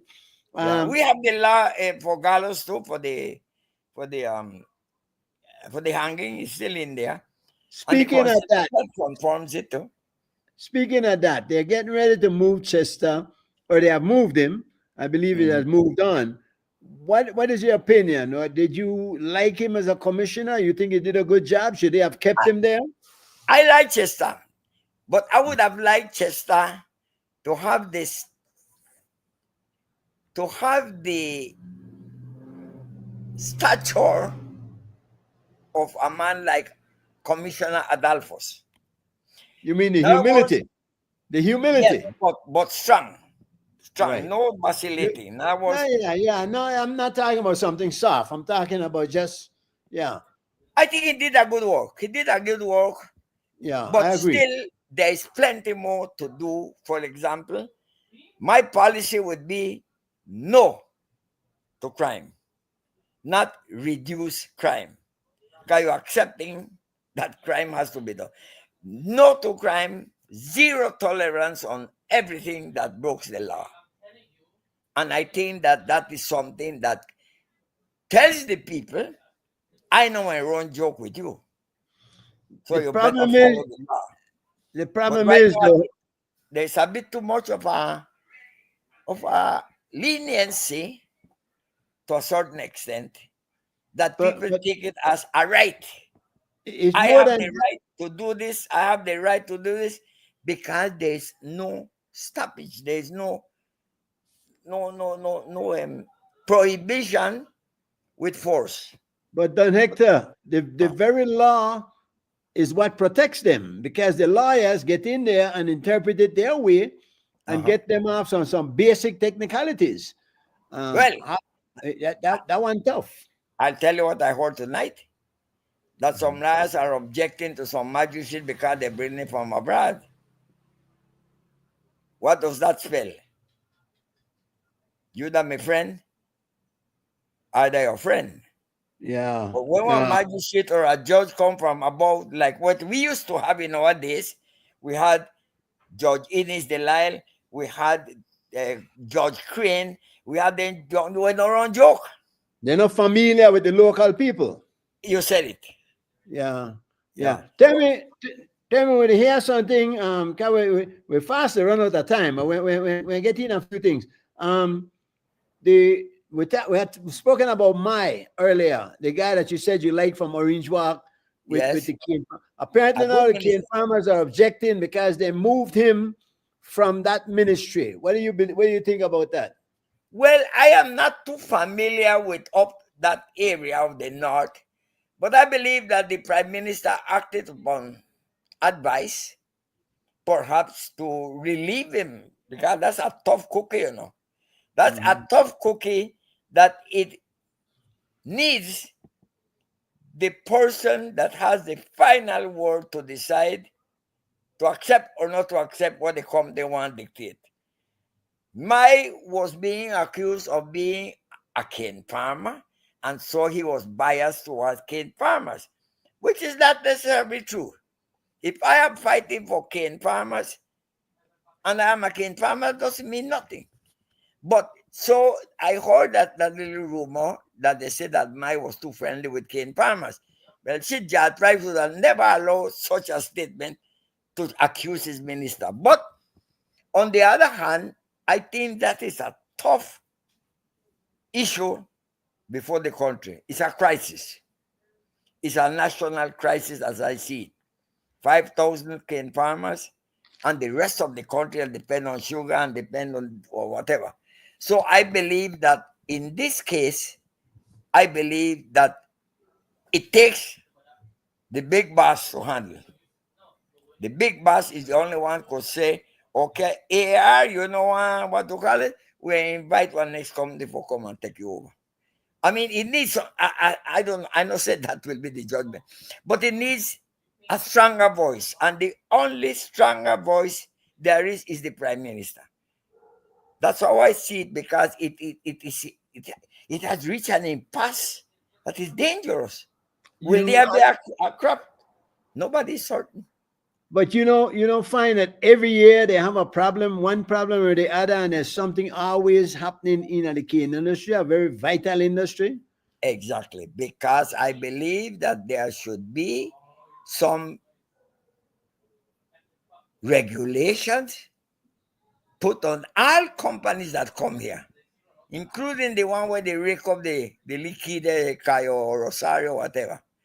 I think that they have to begin to tell, like what we used to do in our days. There was set rules and demands and regulations that companies had to abide with before they start to scrape the side of the island or whatever they do. I know what they're doing there. But Yeah. Do you think, Don Hector, that we should expect politicians to address the people more often? Your days, you guys had town hall meetings, you had open air meetings. I remember going to Courthouse Wharf, going to that's true. Bongyard Bridge, going to Cinderella Plaza, where there were Yeah, public meetings. Should that's we right. go back to that, you think, maybe? I would advise them to do it in not so regular because now you have radio and television, but at Right. least to meet the people face to face the people directly, and then they cannot blame you for not listening to them or not coming to them. Because that's the complaint. Oh, we can't see we minister and we elect her. You know, come here. I heard that very much this past election here. And so that's where I think, but that's the job of the prime minister to institute a plan, or rather to create an obligation by representatives to go meet the people that they promise that they will meet them 24 hours a day. Yeah. Go to them. They, That's they how tell Jad Price used to do it, no? And then Jad we Price got a bunch of little paper here and they write on one board right. the the Punta Gorda, one leak Colbert, the leak the San Pedro, Colombia, what Crooked Tree needs, the sons. Jad Price used to have a pocket full of. So when he come in, right out away. I want this to be done by next week. And so it was quite a smooth administration.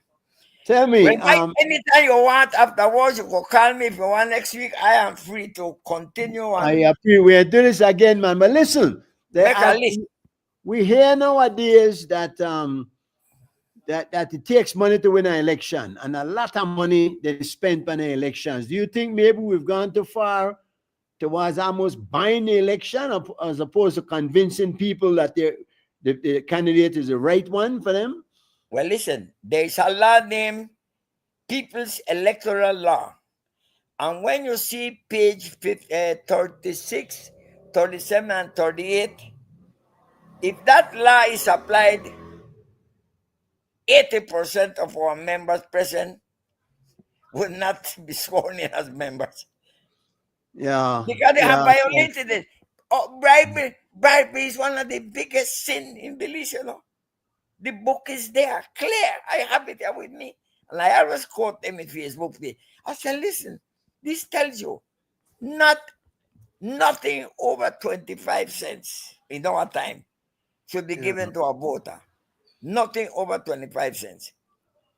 Anything above that, they dismantle you. You lose the seat if you want it, and you go to jail 6 months or pay a fine and be confined. That was the rule. And I know I quote one case where we're very popular, but this is what was it. So everybody, all of us were afraid. Me, when give you money, no, sir. You could be yeah. a bloody trap. That they send Listen, you for ask me for money. we But know now you that become a public thing that they do it publicly. we know you got your wires grounded. You're in tune with international politics pretty much too. How Yes, you but feel about Donald Trump and his tariffs and whatnot? What do you think about him? well, every country has their own protective laws. In other words, he said, I want to rebuild my country. It's true, we don't agree. But the man is the government of that country that has been losing its position in world affairs, and they know what is their condition. But I have always been of the opinion that every country has the right to govern their country to the best of their ability, or or to safeguard, like Belize. But don't you think he goes too far out of the It- way to not only for his country, he say America first, but he interferes in everybody else's affairs. that's his big mistake in making. He's isolating himself from the rest of the world. Yeah, And this is what Hitler did. The big mistake of Hitler was to try to attack the whole world. yeah. Spread itself too Instead of thin. having some of these nations allied, then he turned around and he want to go fight Russia. Yeah. So it's a sickness in power, in people greedy for power. Too ambitious. Too ambitious. Oh, Now, ambitious. I was trying a- the pudding. any thoughts on the situation in the Middle East? The I Palestinian believe matter. I believe that's another one that I would have advised Belize not to meddle in, sympathize with the people, whatever who, but meddle too much in things that are too big for Belize. Belize is very fragile. Belize right now is at the foot of the elephants tossing against each other. But And but but Hector, we're a part of the international community, man. We have to be exactly, concerned. but remember that there's they are, for example, right now, if I go and object, or go to Russia and say, "Oh, no, son of a gun, no, no, no," but then Trump and Russia they talk business. Where do we stand? That's why I said Well, we but should you should enter. have. Isn't that freedom of speech? Don't you have a right to an opinion? Yes, you have a right, but then you have also those factors that can affect us adversely. For example, this thing where Trump they talk about that we must not use Cuban doctors. That's craziness. We have Yeah, all the right to bring Cuban doctors here. They have been exactly. our good friends.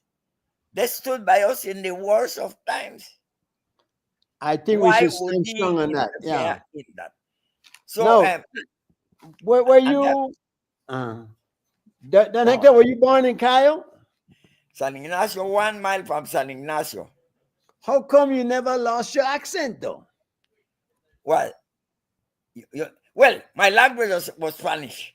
Uh But when I huh. went to Belize City, to St. John's College, my language was a deterrent.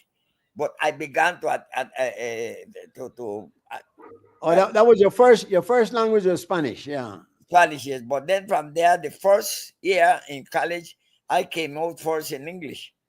But I see some guys got America in at 6 months and it's a perfect American. I'm saying, Overnight sometimes. yeah, yeah, yeah. And I tell you, Overnight sometimes. overnight. Listen, um, let me finish with. I think what I'm going to read where I say, you aspire to inspire until you expire. That's my motto. Good enough.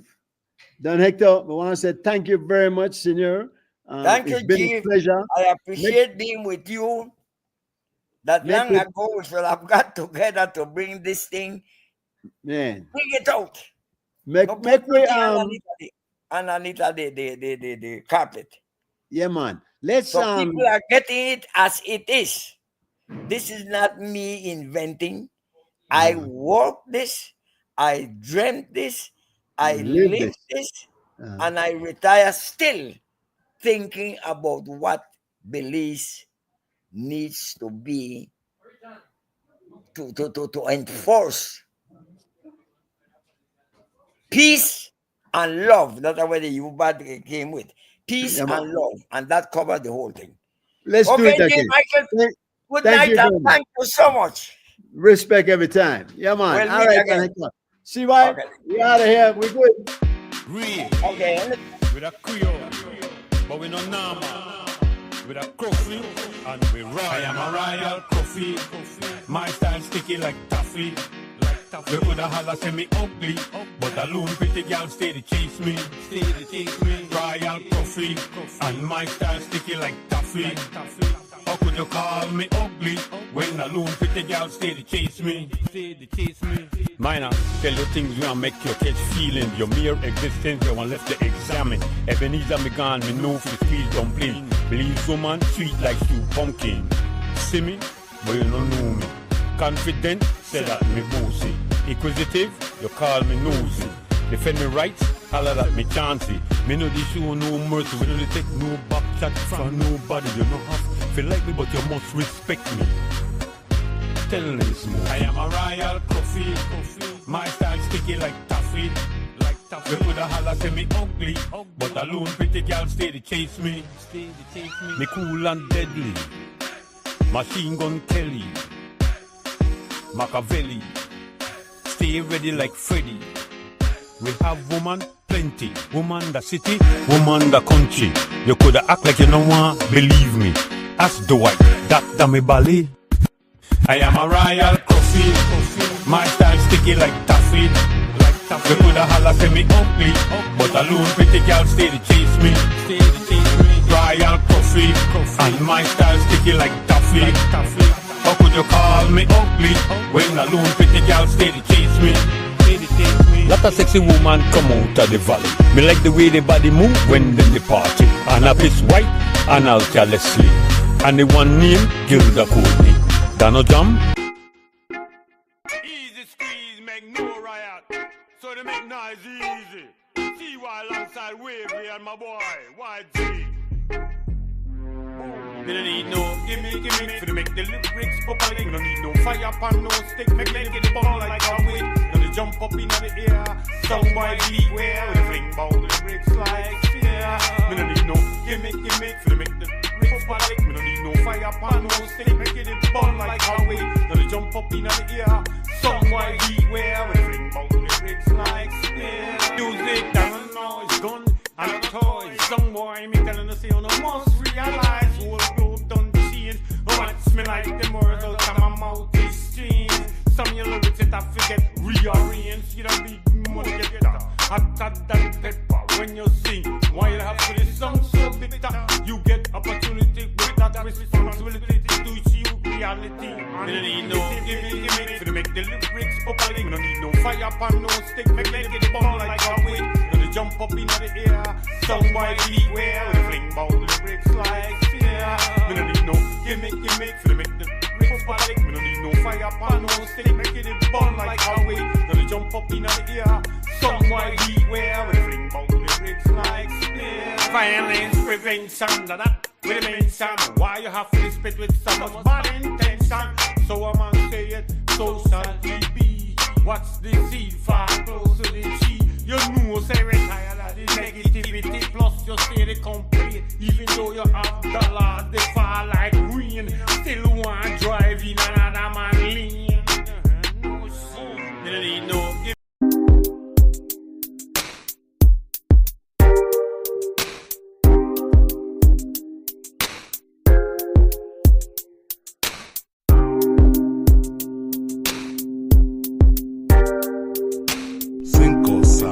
Them gal fire, pull up on the block, rockin' Kingdom attire. Cinco side, them gal fire, pull up on the block, rockin' Kingdom attire. Cinco side, them gal fire, pull up on the block, rockin' Kingdom attire. Cinco side, them gal fire, pull up on the block, rockin' Kingdom attire. Cinco side, cinco side, cinco side, cinco. Cinco side, cinco side, cinco side, cinco.